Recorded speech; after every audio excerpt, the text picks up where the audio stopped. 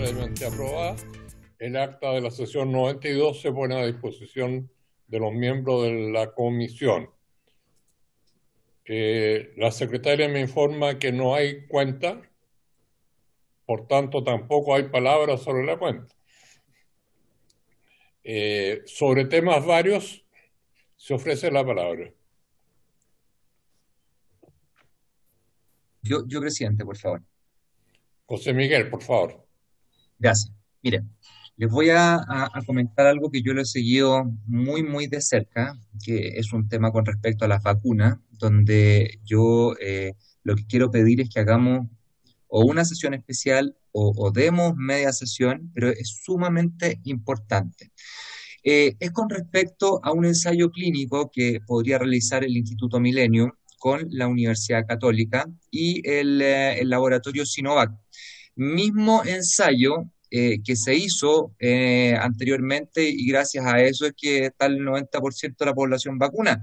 O sea, es porque nosotros estamos llevando la delantera en ensayos clínicos, en investigación.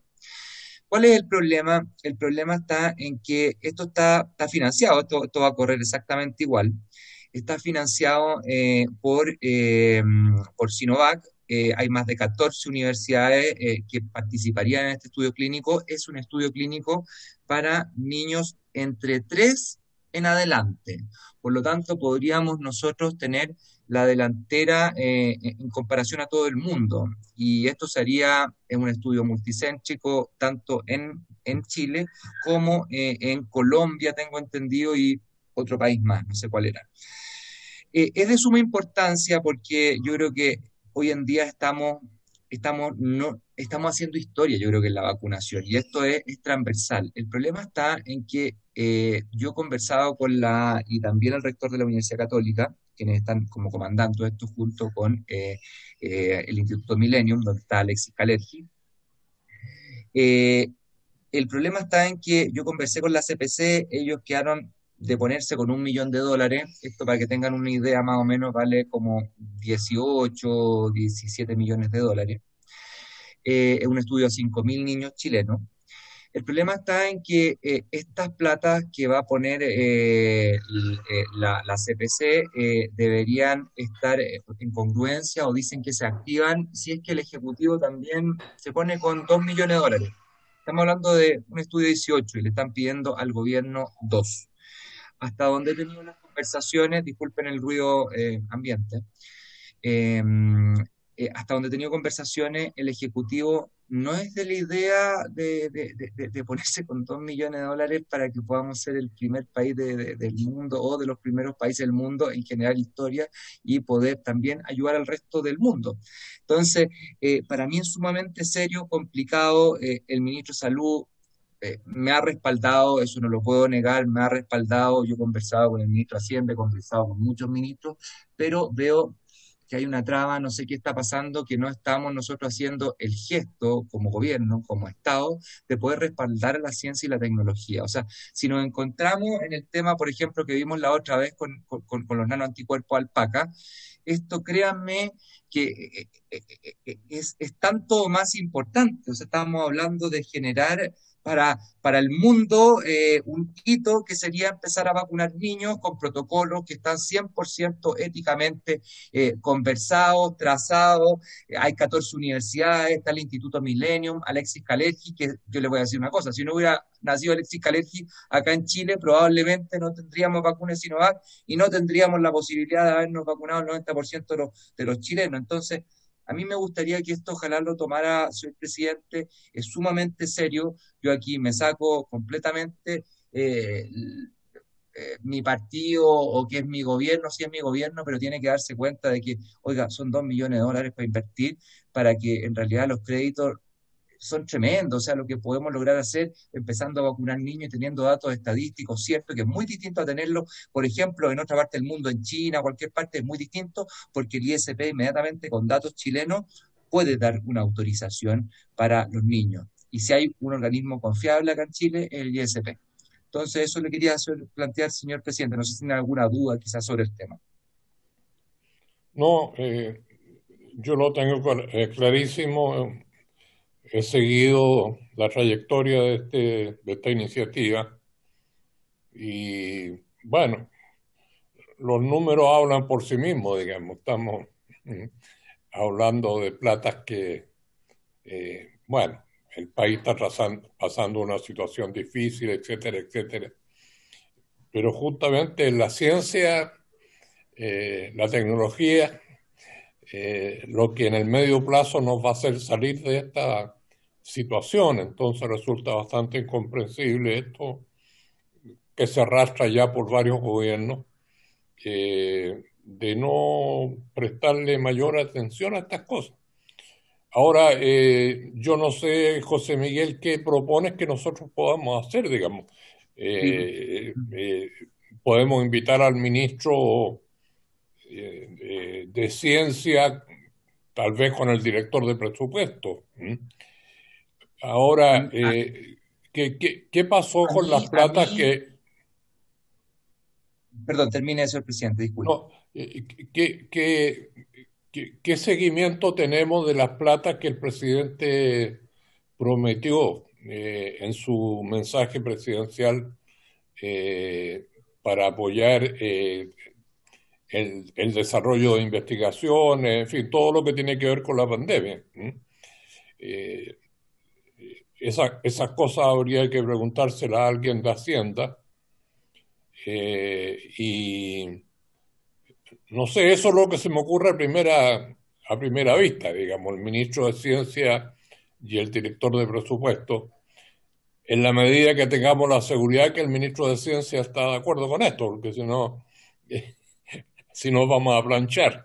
Eh, eh, si quieren, yo hablo con el ministro eh, Yo Cooper. creo, si me permite, presidente, yo creo que cuando ya hay platas de por medio así, yo creo que es el ministro de Hacienda.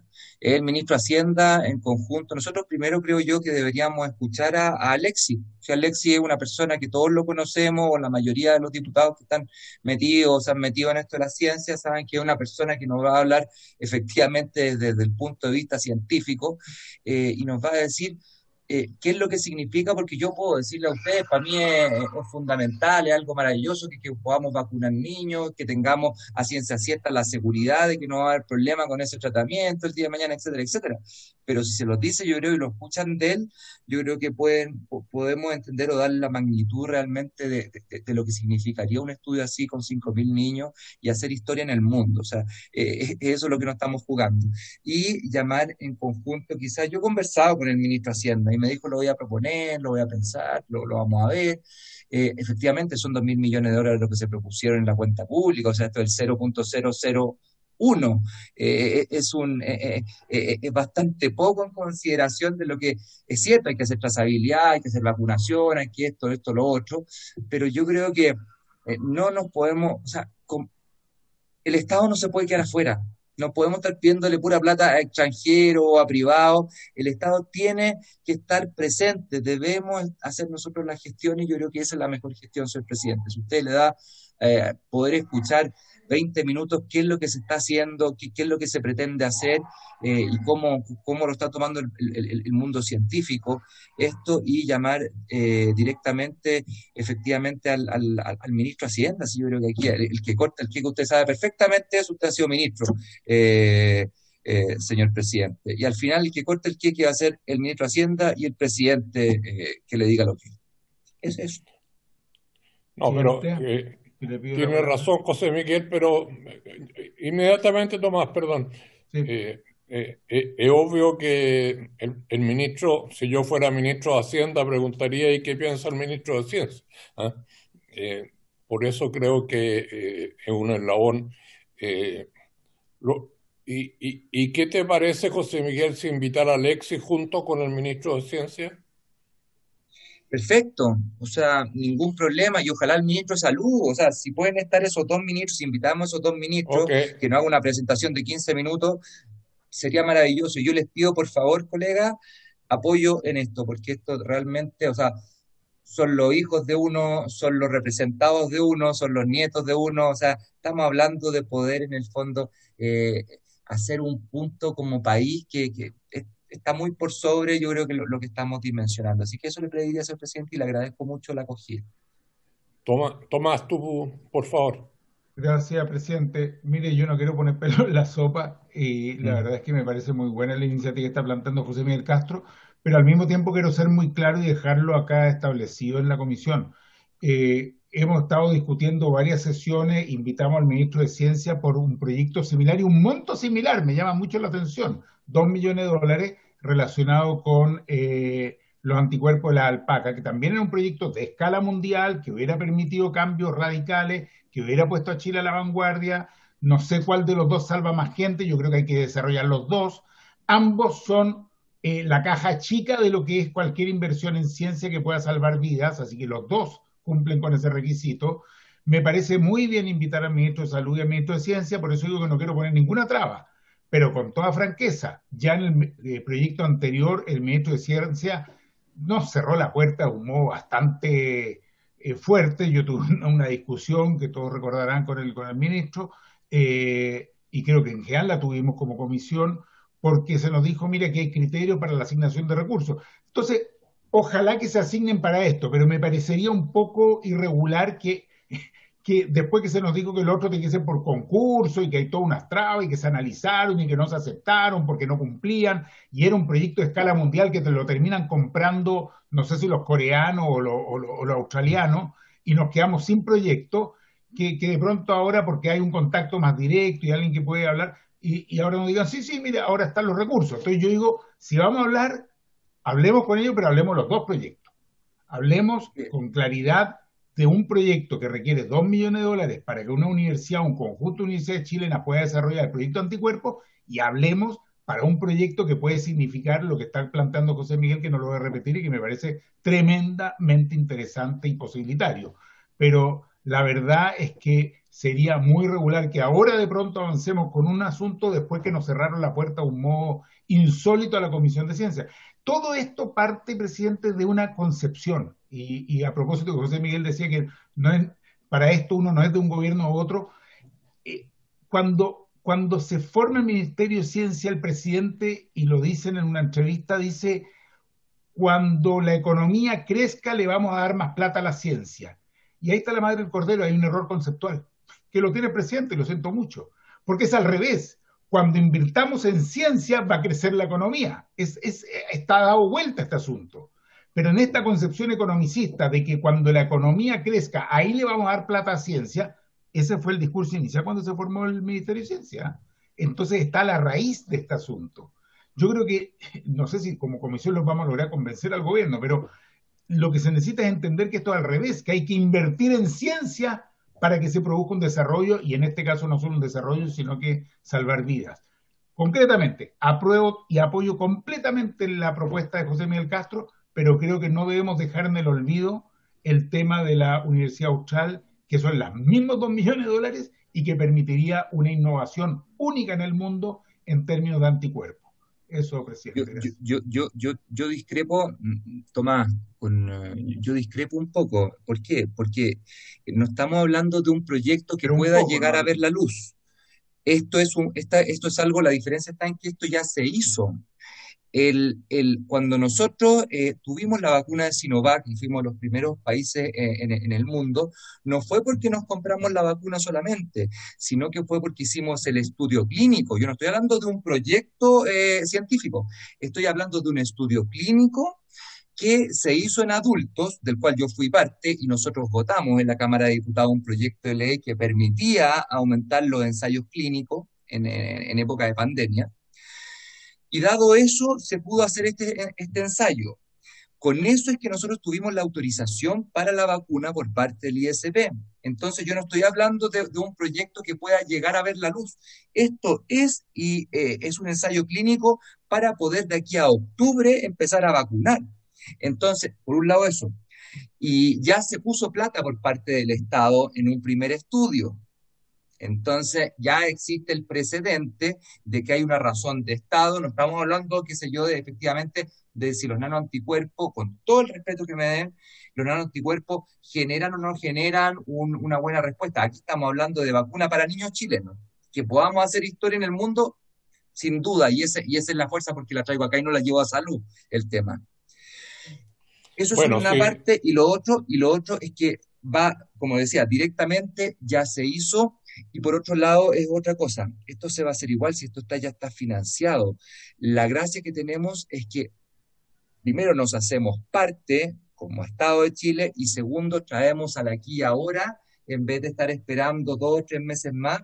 Con estas plata lo que podemos hacer es adelantar el estudio, traerlo aquí y poder en el fondo tener quizás niños vacunados no en noviembre, sino que en 2 meses. Y por Dios que 2 meses, pueden decir, 2 meses antes, 2 meses después, empezar una campaña de vacunación 2 meses antes significa que la economía, y ahí comparto 100% contigo, Tomás, que la economía vuelve a activarse inmediatamente, porque tener niños de 3 años vacunados, 4, 5, 6, permite a las familias liberarse de tener que estar con la computadora, con el niño al lado, una mamá haciendo teletrabajo, estresada, etcétera, y poder mandar los niños al colegio de una vez por todas, pero seguro, cubierto. Entonces yo creo que realmente, por eso me gustaría que no explicarlo yo, sino que quizás el mismo investigador, todas las repercusiones que tiene y cuáles son las cosas que ya se hicieron y simplemente repetir el cuento para no dejar que avancen solo lo que los investigadores y las 14 universidades que está el Instituto Millennium.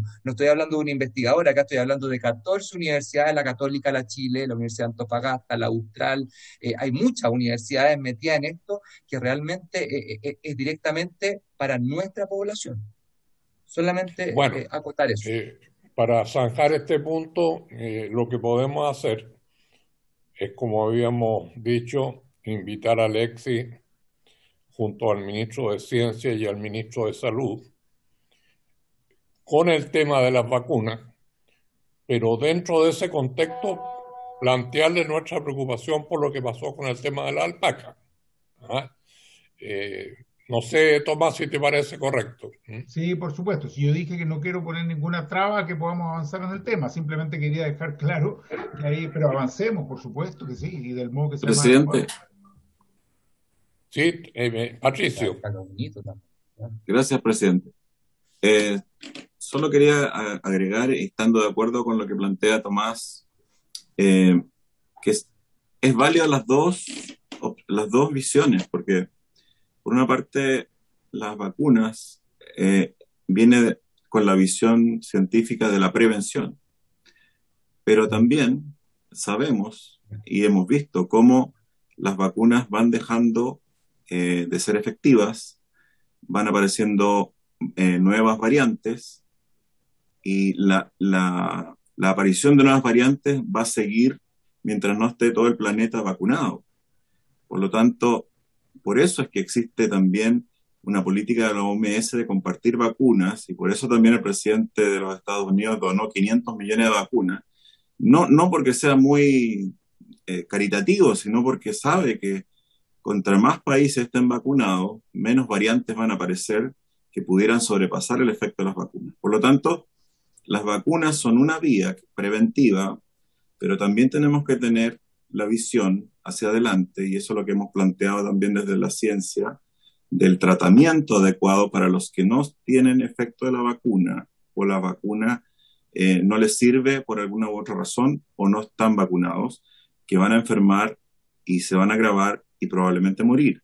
Entonces, ahí no tenemos herramientas, y una herramienta es la otra línea. Por eso es que ambos tienen razón, y también comparto de que la ciencia tiene que estar a la base del desarrollo, como también el presidente lo planteó en algún comentario una vez cuando hablaba de por qué exportamos carbonato de litio y no hacemos las baterías de litio acá. Bueno, esa es la visión también, pero en salud está lo preventivo y el tratamiento, así que yo por supuesto que voy a apoyar la propuesta, pero también haciendo la salvedad de que tenemos que tener las dos miradas, porque si no vamos a dejar también a muchas personas que van a enfermar sin un tratamiento, y aunque tengamos vacunado un 90% de la población, va a haber un 10%, que son varios millones, complicados por la posibilidad de fallecer también un gran porcentaje. A eso, presidente, gracias. Muy bien. Entonces, Soledad, invitaríamos a Alexis, invitaríamos al ministro de Ciencia y al ministro de Salud a fin de hablar como foco principal en este minuto de las vacunas, pero también aprovechar para volver a reponer el tema de los anticuerpos en la alpaca. ¿Estamos? Muy bien. Presidente, el diputado Brito. Perdón, Jorge. Muchas gracias, presidente. Tan solo quería ponerlos al tanto que tuvimos la reunión comprometida en donde estuvo presente don Raimundo por parte de la Biblioteca del Congreso y asesores del diputado don Tomás Hirsch, de usted, don Jaime Toá, también de nuestro equipo, y también estuvo presente el CERNAC. Fue una reunión bastante productiva, y también don Jaime González, disculpe, y Ana Gómez, don Jaime González de la SEC y Ana Gómez del CERNAC. La reunión tenía por objetivo poder ver cómo abordar el tema del sello de reparabilidad del proyecto de obsolescencia programada, y hemos avanzado bastante bien, pero tenemos la piedra de tope, que es el patrocinio del Ejecutivo para esa idea contenida en el proyecto. Entonces, si algún parlamentario, especialmente algún llamado al parlamentario de gobierno, nos puede ayudar con gestionar aquello y poder hacer la presentación al Ejecutivo para entusiasmarlo en esto, que nos permitiría estar a la vanguardia en los temas que plantea el proyecto, sería de mucha ayuda. Mientras tanto, nosotros igual vamos a formular la indicación.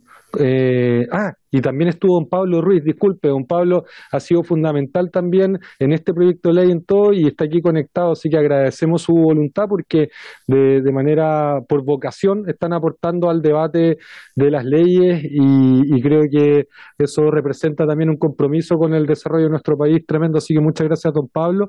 Pero tan solo usted, presidente, preguntarle cómo procedemos con esto de la parte del proyecto de ley de obsolescencia que requiere de patrocinio del Ejecutivo. No sé si usted nos puede ayudar con esas gestiones o directamente con algún parlamentario, de manera tal de que podamos presentar la propuesta. Ya, gracias, Jorge. Con esto adelantamos un poco porque este era el segundo punto de la tabla. Entonces, pero pensé ya que no íbamos a alcanzar a tocar, por eso quise... No importa porque ya avanzamos, que era básicamente lo que yo iba a pedir que ustedes explicaran.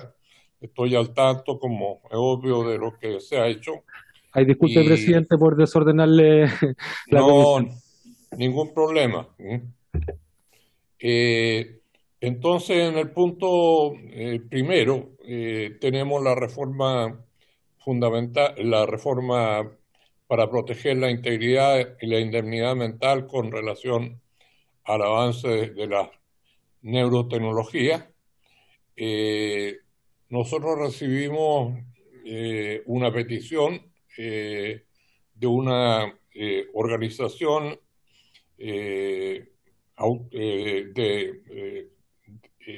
científicos de alto nivel que han estado preocupados de este tema y nos pidieron poder venir a plantear sus puntos de vista. Está con nosotros don Juan Pablo Díaz Fuenzalida, doctor en Derecho y máster en Gobernanza y Derechos Humanos de la Universidad Autónoma de Madrid, y otros títulos muy significativos, a quien le vamos a pedir que tal vez en no más de 10-15 minutos nos pueda entregar su opinión.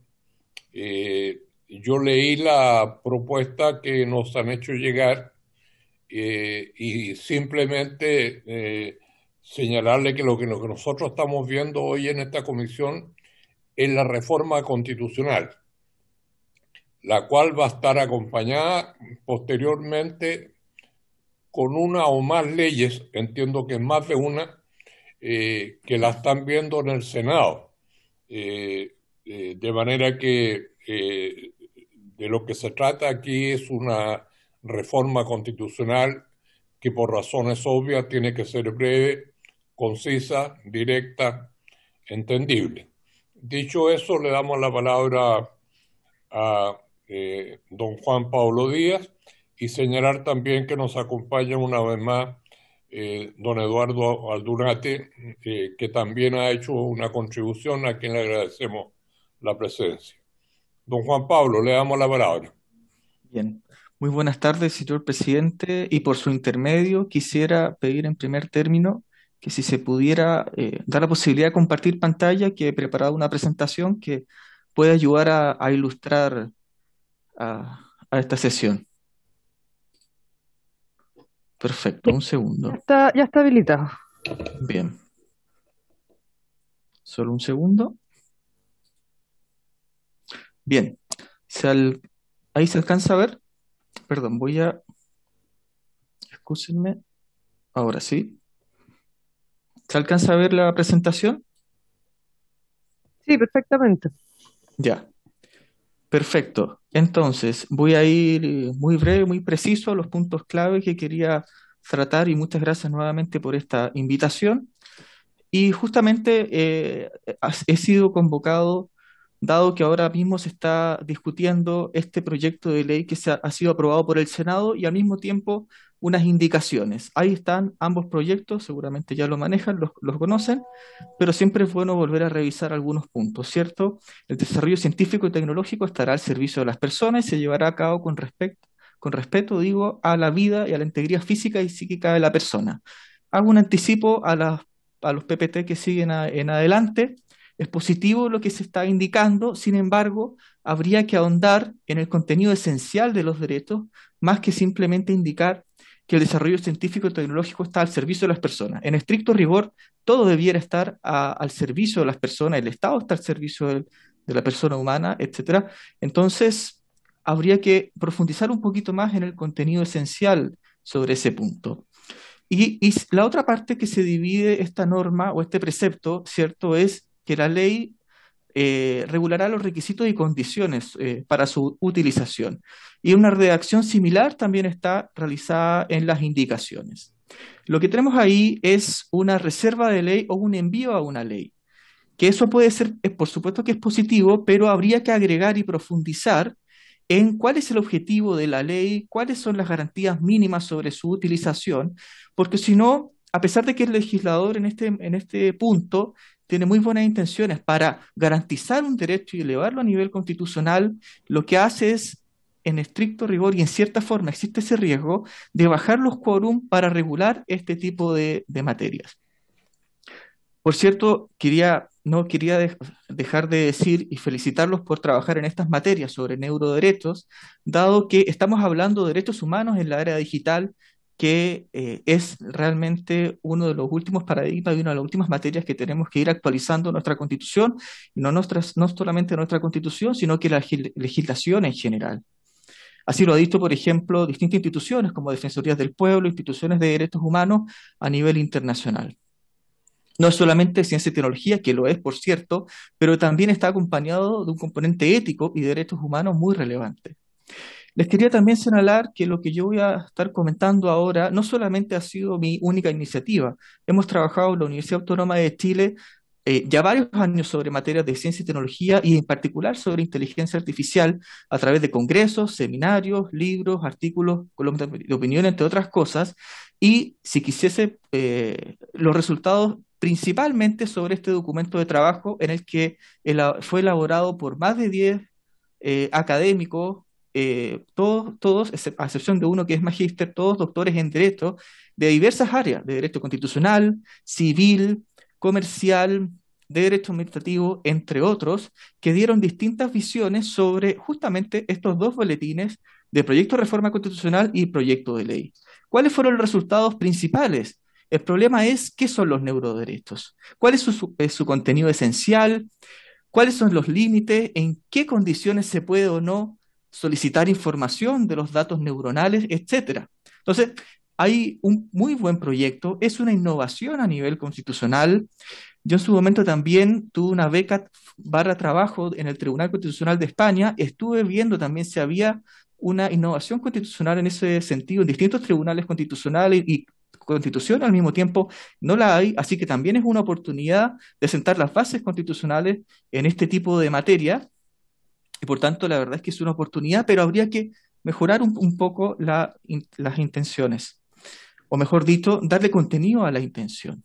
Y bueno, estas eran unas preguntas que ya más o menos he ido anticipando, ¿cierto? ¿Cuál es el contenido esencial de estos nuevos neuroderechos?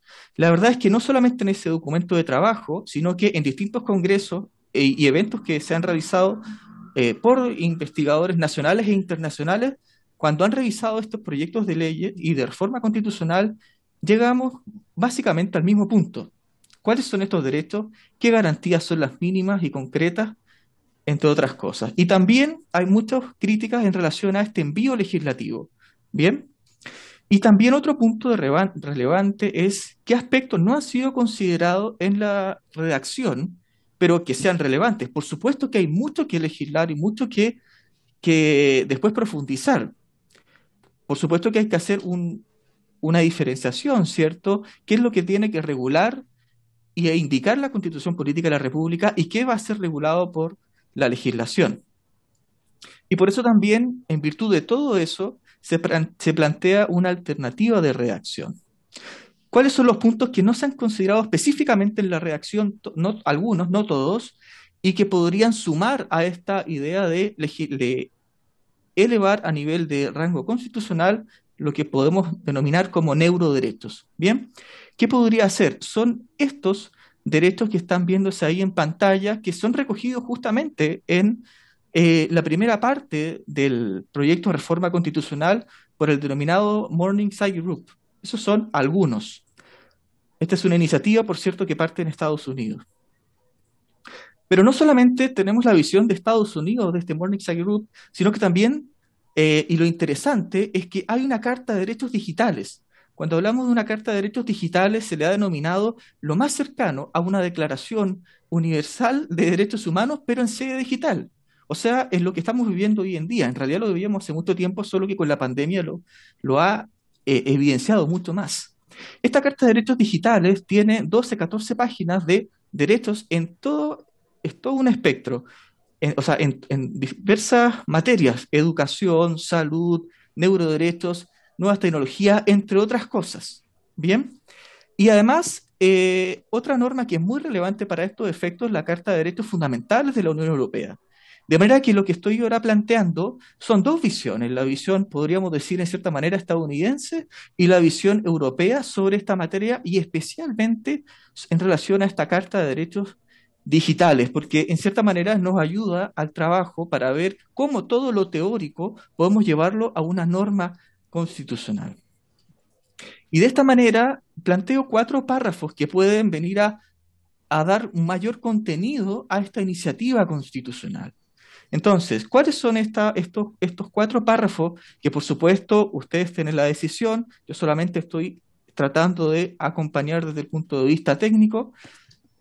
La gran innovación o un punto relevante es después del punto seguido. Asimismo, se deberá aplicar el principio de cumplimiento normativo desde el diseño hasta la utilización de resultados obtenidos, lo que se conoce comúnmente como compliance. Ese punto es clave en relación a la Carta de Derechos Digitales que le estaba consultando, o sea, que le estaba presentando. Otro punto relevante es saber cuáles son esas condiciones, límites y garantías que debiera desarrollar la ley. Ojo, no estoy desarrollando lo que va a decir la ley precisamente, el detalle. Eso justamente es para el legislador. Pero a nivel constitucional es preciso, para darle contenido, ¿cierto?, a estos neuroderechos, indicar cuáles son las condiciones, límites y garantías. Lo mismo, en virtud de la Carta de Derechos Digitales, se enumeran a lo menos estos 5 contenidos que son relevantes. Podríamos decirlo, si uno quiere hacer una analogía o en virtud de técnica legislativa, es muy parecido a lo que nosotros conocemos hoy en día en el artículo 19, número 7 de la Constitución, ¿cierto? ¿Cierto? Libertad. En consecuencia, letra A, letra B, letra C, letra D. Se podría ver extenso, pero cuando uno ve este tipo de derechos que son nuevos, que son de un contenido un poco subjetivo e indeterminado, o sea, ¿qué son los neuroderechos?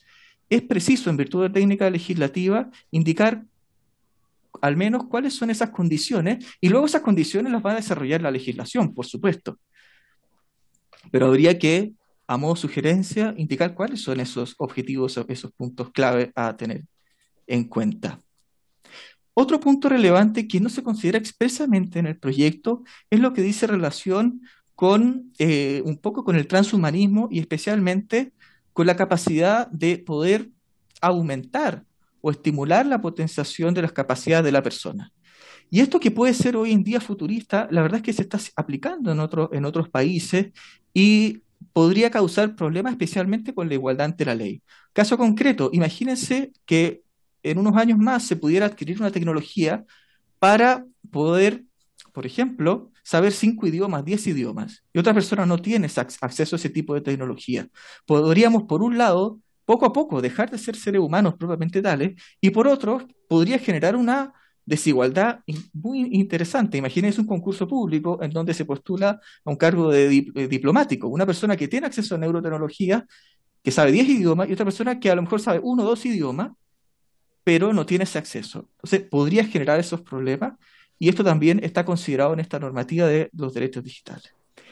Y finalmente, este punto es clave, no solamente con esta nueva Carta de Derechos Digitales, sino que a propósito de la Carta de Derechos Fundamentales de la Unión Europea, especialmente como está enfocado el proyecto de reforma constitucional, está enfocado principalmente a la actividad neuronal y a la información proveniente de ella.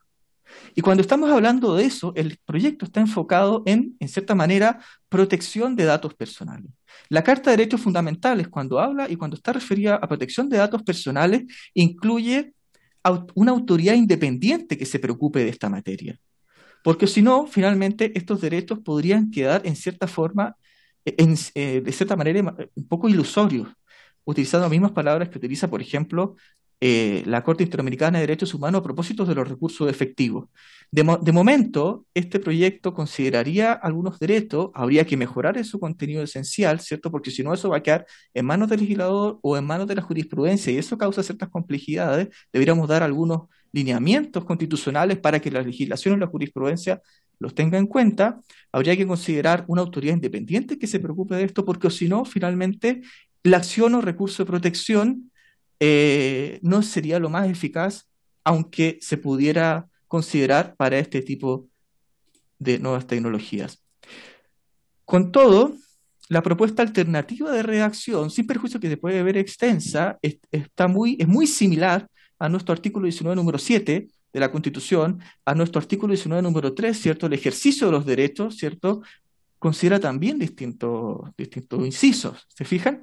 Sobre todo cuando hay conceptos que son muy determinados, un poco nuevos, y tampoco es un artículo que cierra este asunto, esta innovación constitucional, sino que lo deja abierto para generar mayores garantías constitucionales a nivel, o mayores garantías para el ciudadano a nivel de legislación. Muchas gracias y espero que sea de utilidad y avanzar en nuevos neuroderechos. De verdad, felicitaciones por la iniciativa. Muchas gracias, don Juan Pablo, por haber tenido la preocupación de poder contribuir a la mejor solución frente a esta iniciativa. Y dicho eso, le ofrecemos la palabra a los miembros de la comisión, y entre los cuales yo incluyo al profesor Aldunate, que una vez más nos acompaña. Se ofrece la palabra.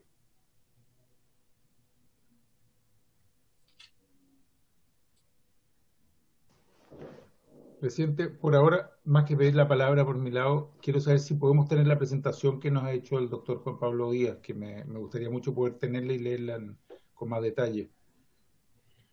Yo entiendo que yo la recibí por el WhatsApp de la comisión. No sé, lo que está en el WhatsApp de la comisión es la redacción misma del artículo, pero yo me refiero a la presentación completa, okay, que me parece muy necesaria para poder estudiarla con más calma.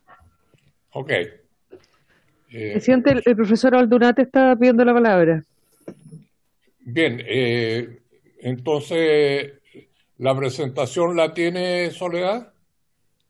No, presidente, de hecho le estaba escribiendo al señor Juan Pablo Díaz para solicitársela. Bueno, en cuanto la tengamos y poder compartirla con los miembros de la comisión. Gracias, presidente. Le damos la palabra al profesor Aldunate. Gracias, presidente, nuevamente por la invitación, tema que como expresé en la sesión anterior en la que estuve, me parece de gran importancia. Solo quisiera hacer algunos comentarios a la presentación del doctor Díaz. Obviamente que aquí hay distintas posiciones en lo que podríamos llamar la técnica constitucional, ¿no es cierto? Él propone una visión desarrollada de la consagración de estos derechos por las razones que ha expuesto. Y voy a resumir muy brevemente lo que dije en la sesión anterior, básicamente porque estamos justamente ante derechos nuevos que hay que ir perfilando. Creo que una introducción o una innovación constitucional prudente, siendo valiente en la innovación, siendo, si se quiere, tomando el riesgo, sería una consagración un poco más breve, que precisamente dejara el resto tanto para el diseño legislativo como para el diseño jurisprudencial. Respecto particularmente de la preocupación sobre el contenido esencial, hay que tener en cuenta que en el constitucionalismo, después de la Segunda Guerra Mundial, que es cuando se recibe esta idea, justamente esta cláusula del contenido esencial es una remisión al desarrollo jurisprudencial, porque ningún derecho en general define en la Constitución su propio contenido esencial, ¿no es cierto? Justamente por eso está la garantía, porque se entiende que serán los órganos de control los que tendrán que controlar el contenido esencial. Por otro lado, las referencias del 19 número 7 y 19 número 3, que podrían servir como comparaciones para consagraciones constitucionales extensas, hay que acordarse que esos numerales tienen varios derechos. El 19 número 7 no es un derecho con varios números, sino que son aproximadamente 6 o 7 derechos distinguibles que se agruparon en un número por una razón de técnica constitucional. Lo mismo que sucede, por ejemplo, con el 19 número 3, que llevándolo al derecho español, el inciso primero sería la tutela judicial efectiva, que en España además comprende algo que en nuestra tradición recibimos de manera distinta, que es el derecho al justo y racional procedimiento, el derecho al juez natural. Entonces, la tipicidad penal. Entonces, yo simplemente quería decir, presidente, o recomendar que si se va a perseverar en esta idea, independientemente de que una opción es la que ha planteado el doctor Díaz, yo personalmente creo que una reforma más discreta puede permitir un mejor desarrollo de esta cuestión. Precisamente abriendo la puerta, y estoy de acuerdo con lo que decía el profesor Díaz, abriendo la puerta al debate que seguramente va a ser el gran debate constitucional del siglo XXI, que es el transhumanismo, ¿no? Esa sería mi intervención, señor presidente. Aprovecho de excusarme si solo me puedo quedar hasta las 6:30 porque tengo un seminario luego. Así que me excuso si me libera, o le pido que me libere a las 6:30, presidente. Muchas gracias, profesor Aldunate. Por supuesto, estamos abusando de su buena voluntad, así que a la hora que usted tenga que retirarse, lo puede hacer sin ningún inconveniente. Gracias, bueno, en esta comisión nos hemos enfrentado con la dificultad de tener que lidiar con un tema que es netamente de técnica jurídica, en este caso referida a la Constitución, sin que la Comisión tenga una especialidad particular en este tema.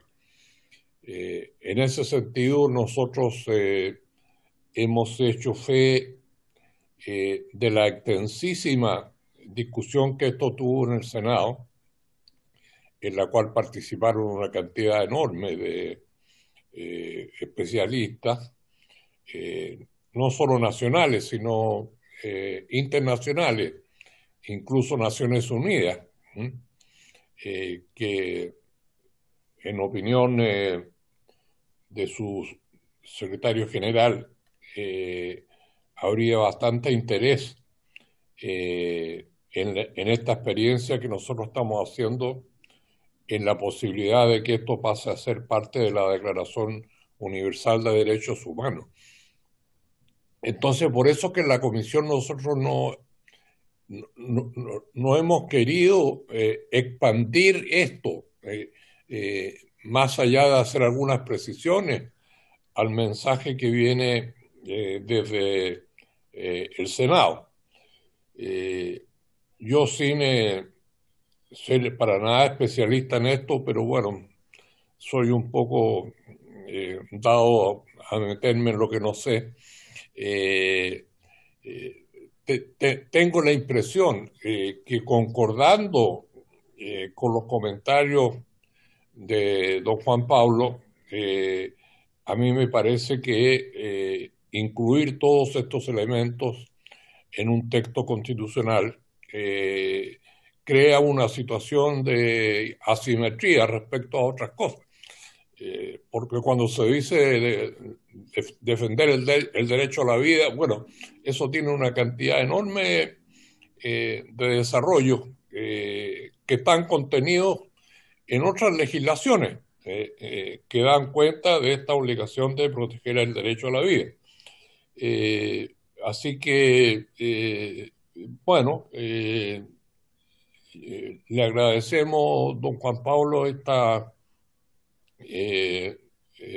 aporte y tomaremos una decisión respecto a qué camino seguir. Pero yo no sé si hay alguna otra consulta que le quieran hacer tanto a don Juan Pablo como los minutos que le quedan todavía al profesor Aldunate.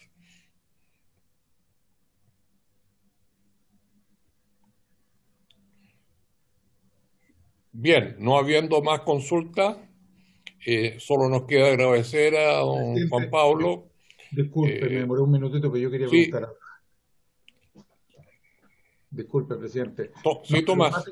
Tenemos dos propuestas acá, la que ha presentado el doctor Juan Pablo Díaz, que claro, es muy amplia, muy desarrollada, y tiene esta dificultad que se ha planteado acá desde el punto de vista de la técnica legislativa, que uno lo entiende en relación a otros puntos que están en el 19. Pero por otro lado está la propuesta que nos hizo llegar el profesor Eduardo Aldunate, que uno podría decir quizás que es lo opuesto, es muy breve, digamos, lo cual puede ser que esté bien, pero quería saber si al profesor Aldunate le parece que se puede buscar un punto intermedio o él mantiene mucho esta idea de que sea lo más conciso posible en una frase, o es posible en el 19 poder poner alguna estructura un poco más amplia, pero no tan amplia como la del profesor Díaz. No sé, ¿qué opina respecto de la combinación de ambas? Esa es mi pregunta, gracias. Presidente, el diputado Torres, acá en la sala. Perdón, diputado Torres, no lo había divisado. Por favor, le damos la palabra. No se preocupe, presidente. Muchas gracias. No, estaba revisando las dos indicaciones. Yo tiendo también a tener la impresión de que mientras más minimalista sea una propuesta constitucional puede ser mejor para no generar problemas y el resto desarrollarlo a través de la ley. Mi impresión era que la segunda propuesta más larga era más bien materia que pudiera ser abarcada a través de una ley que de una reforma constitucional. Indistintamente que me parece interesante que el diputado Hitch pueda pedir que se genere una cosa más intermedia o que involucre algunos aspectos tal vez de la propuesta, pero no su totalidad, porque claramente un texto constitucional, sostener, digamos, un desarrollo tan preciso, específico, es complejo. Yo creo que eso sí debiera ser parte del desarrollo de una ley. No sé si hay algún otro elemento también que pudiera incluir el profesor Aldunate. Si no, a mí me gusta bastante la redacción en todo caso como la presentó originalmente. Eso, presidente, gracias. ¿Respondo? Bueno, antes de darle la palabra al profesor Aldunate, yo presenté una nueva indicación que me imagino que la tiene Soledad, en la cual Se los mando de inmediato. Los que están aquí presenciales la tienen. En la cual me tomé la libertad de incorporar en el encabezamiento el texto propuesto por el profesor Aldunate, complementado con lo que habíamos consensuado en esta comisión respecto a este artículo. De manera que no sé si la pudiera leer rápidamente, Soledad. Sí, presidente, de inmediato. La estoy compartiendo con los diputados. La indicación del diputado Toa señala lo siguiente: para reemplazar el actual inciso primero por el siguiente: el derecho a la vida, a la integridad física y psíquica y a la inviolabilidad neuronal. La actividad neuronal solo puede registrarse o intervenirse en los casos previstos por la ley y siempre sobre la base del consentimiento de la persona afectada.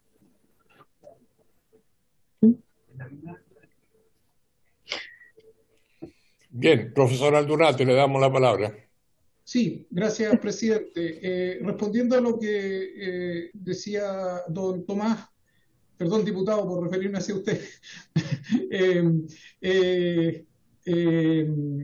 A ver, obviamente que se pueden generar fórmulas intermedias. Si hay algo que, después de haber tenido listo un manual de derecho constitucional antes de octubre del 2019, he tenido que aprender, es que uno en materia constitucional tiene que ser flexible, antes de publicarlo me refiero. Se me fue a las pailas todo el trabajo. Entonces, lo que yo sí diría es que, claro, la fórmula más sintética tiene como propósito permitir una evolución a partir de lo que hace el legislador y los tribunales. Esa es la razón de ser de la fórmula más sucinta. Ahora, si hay algún aspecto de la, por lo demás, muy interesante presentación del doctor Díaz, que se señale que, no solo porque sea importante, porque ese es un tema, no basta con que sea importante, sino que se quiera dotar de supralegalidad, o sea, se quiera proteger frente a las decisiones legislativas, obviamente que habría que buscar una fórmula mixta o de algún tipo de combinación. ¿Ah? Yo solo quisiera destacar que el punto focal es que no necesariamente todo lo importante tiene que ir en la Constitución, sino que aquello que la Cámara quiera proteger particularmente frente a eventuales evoluciones legislativas. Muchas gracias, profesor. Bueno, yo le propongo a la comisión que ahora tenemos 15 días, tenemos el mensaje original del Senado, tenemos la indicación que propuso esta comisión, tenemos la presentación que se nos acaba de hacer, y tenemos la última indicación que es muy parecida a la original, pero incorporando algunos conceptos que propuso el profesor Aldunate. Entonces yo le rogaría que viéramos con atención esto en los próximos 15 días, tengamos la interacción entre nosotros que sea necesaria, de manera que ya la próxima sesión podamos tomar una definición sobre esta materia, porque la verdad es que hemos escuchado una cantidad significativa de constitucionalistas, hemos tratado de recoger de la mejor manera posible tanto el texto original del Senado como algunas observaciones que se han hecho, especialmente por parte del diputado Torres, para que estemos en condiciones la próxima sesión ya de tomar una decisión sobre esta materia.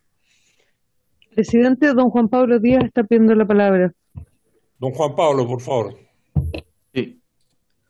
Bueno, muchas gracias nuevamente por la invitación, y lo que quería añadir, ¿cierto? Como decía, siempre hay un término medio también, pero más allá de que sea muy extenso o muy breve, la distinta alternativa de las observaciones que hay es buscar finalmente cuál es ese contenido esencial, cuáles son esas garantías mínimas que deben estar en una constitución, y no solamente que sea un envío a la legislación o dejar esto en manos solo de tribunales de justicia, que también es positivo, ¿cierto? Porque va evolucionando, pero hay unas palabras que dejan en cierta forma abierto todavía aumentar el número de garantías mínimas, para que haya garantía efectiva en favor de las personas. Y solamente, si uno quisiera hacer ese ejercicio de reducir palabras, el artículo 8.3 de la Carta de Derechos Fundamentales de la Unión Europea indica a este respecto, ¿cierto? El respeto de estas normas estará sujeto al control de una autoridad independiente.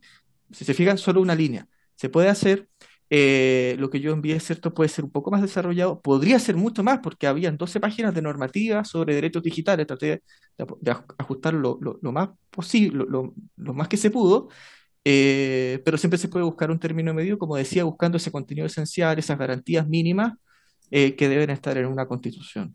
Así que feliz de haber aportado a la discusión. Muchas gracias, don Juan Pablo. Profesora Dunate, una vez muchas gracias.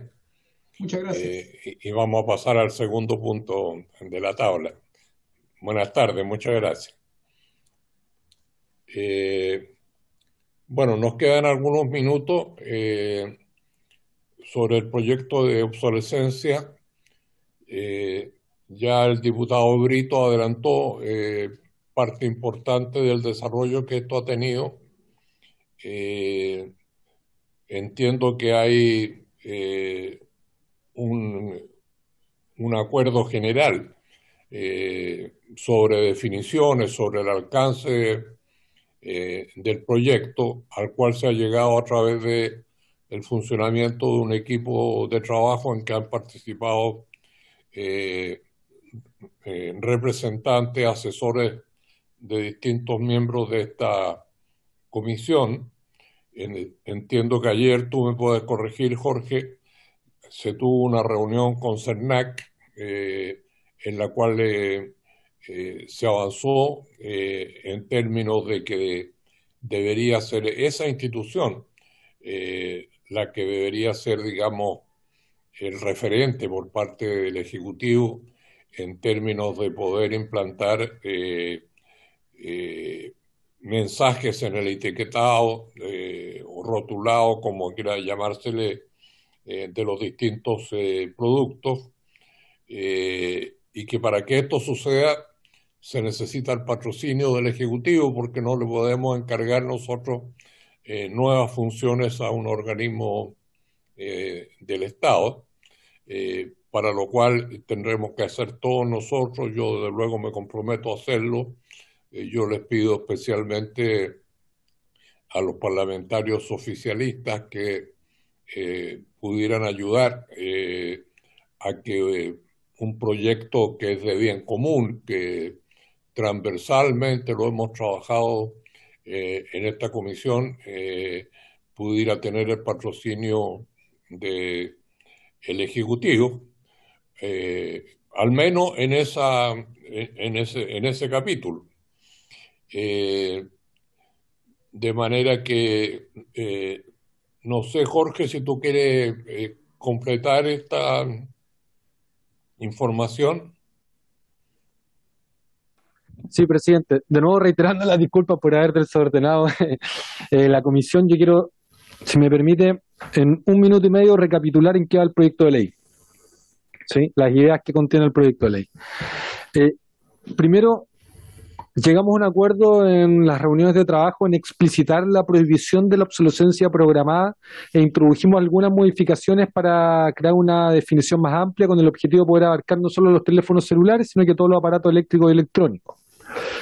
Segundo, modificamos también las multas económicas, estableciendo una multa de 1.000 unidades tributarias mensuales y la posibilidad de elevar la multa de forma proporcional a los beneficios obtenidos derivados de las prácticas. ¿Sí? Perdón, Jorge. ¿Sí? Entiendo que finalmente se eliminó el término de arbitrario, ¿no? Así es, se eliminó el término de arbitrariedad porque era un asunto que iba a costar mucho para luego poder establecer sanciones en caso de incurrir a una práctica de obsolescencia programada. Era muy fácil que un comerciante o fabricante de algún producto con obsolescencia programada pueda acusar que no había arbitrariedad al respecto. Ahora, lo de las multas, también es interesante que introdujimos un criterio que establece la legislación francesa en esta materia, el mismo criterio, en el cual plantea que para la reiteración de esta práctica, la multa será un 5% de la facturación anual media. Y además también, tercera idea, es que establecimos la obligación de incluir la información de las causas iniciadas en virtud de la obsolescencia programada, así como sus sentencias en un registro público que actualmente ya lleva el CERNAC. ¿Sí? Entonces aquí no estamos creando nuevas funciones al CERNAC, solamente estamos incorporando dentro de las actuales funciones que tiene que aquellas causas iniciadas en virtud de la obsolescencia programada deben estar en ese registro. Además también extendimos la garantía legal de 3 a 18 meses. Actualmente las empresas ya ofrecen algunas garantías extendidas, por lo que no vemos mayor problema con establecer esto por ley en protección de los consumidores. Entiendo que en ese punto también había distintas posturas. Está la postura también de establecer una garantía por un término medio que tendría que ser 12 meses. Pues bien, eso también está abierto todavía y se puede indicar, se puede trabajar.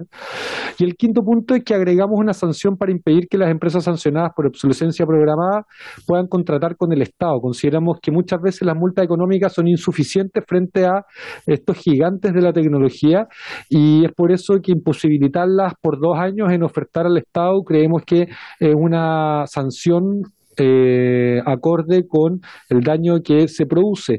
Y el punto respecto a el etiquetado, la reunión de ayer fue principalmente para establecer una primera conversación sobre la posibilidad de establecer el índice de reparabilidad y reciclaje, que era lo que habíamos conocido en la comisión por distintas expositoras y expositores que vinieron.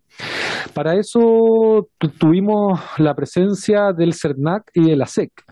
Un muy buen insumo técnico tanto del CERNAC como de la SEC.